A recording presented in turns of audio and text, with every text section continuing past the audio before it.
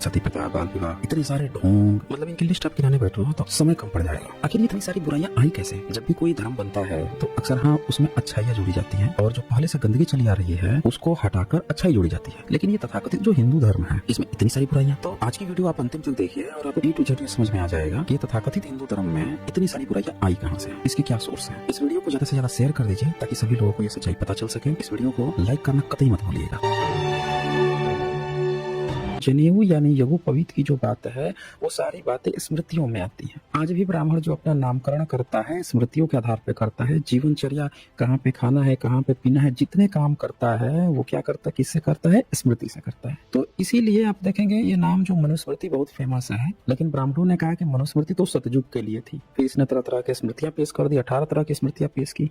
बोला ये 18 स्मृतियों से हमारा तथाकथित ब्राह्मणिज्म चलता है, यानी कि आज का तथाकथित हिंदू धर्म जो है इन्हीं स्मृतियों के आधार पर चलता है। रामायण महाभारत तो कहानियां हैं, इनमें स्मृतियों के ही अंश दिखेंगे पालन करते हुए, लेकिन ये तो कहानियां हैं। वेद किसी ने सुना नहीं, जाना नहीं और उससे किसी का लेना देना है नहीं, तो इसीलिए वेद तो वो तो भाई मुंह में ही था, मुंह में ही रहेगा। पालना जो करना है वो स्मृतियों के आधार पर करना है। तो हमने सोचा कि भाई चलो इनकी एक एक स्मृतियां उठाकर देख ले। मनुस्मृति पर तो खूब चर्चा होती है, बाकी की इनकी जितने भी स्मृतियां हैं वो क्या कह रही हैं, क्योंकि आज का जो भी ये विधि विधान चलाने की कोशिश करते हैं ये सारी चीजें इनकी स्मृतियों पर आधारित है।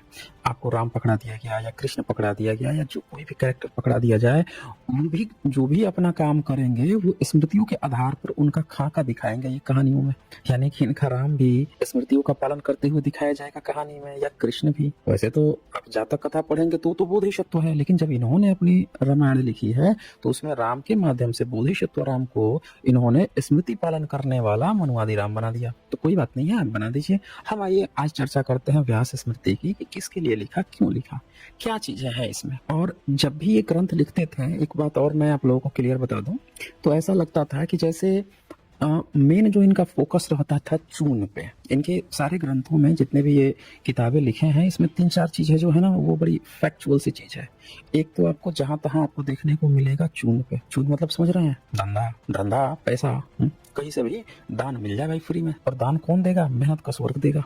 जो मेहनत करता है ये कुछ ना करेंगे, वो लाके कहीं से चून दे दे। तो पूरे इनके जितने भी ग्रंथ हैं उसमें चून लेने की परंपरा को खूब बढ़ा चढ़ा के दिखाया जाएगा, महिमा मंडित किया जाएगा। एक जो दूसरा फोकस है वो इनका ये रहेगा कि चून भाई इनको ही क्यों मिले। तो उसके लिए ब्राह्मण को ये अपनी जाति को सबसे ऊंची, देवता से भी ऊंचा और सर्वश्रेष्ठ, महान, मतलब फूंक फूंक के इतना भर भर के ये अपनी तारीफें लिखेंगे, ब्राह्मण की तारीफें लिखेंगे, जैसे लगेगा कि उसके अलावा इस दुनिया में कुछ था ही नहीं, है ही नहीं।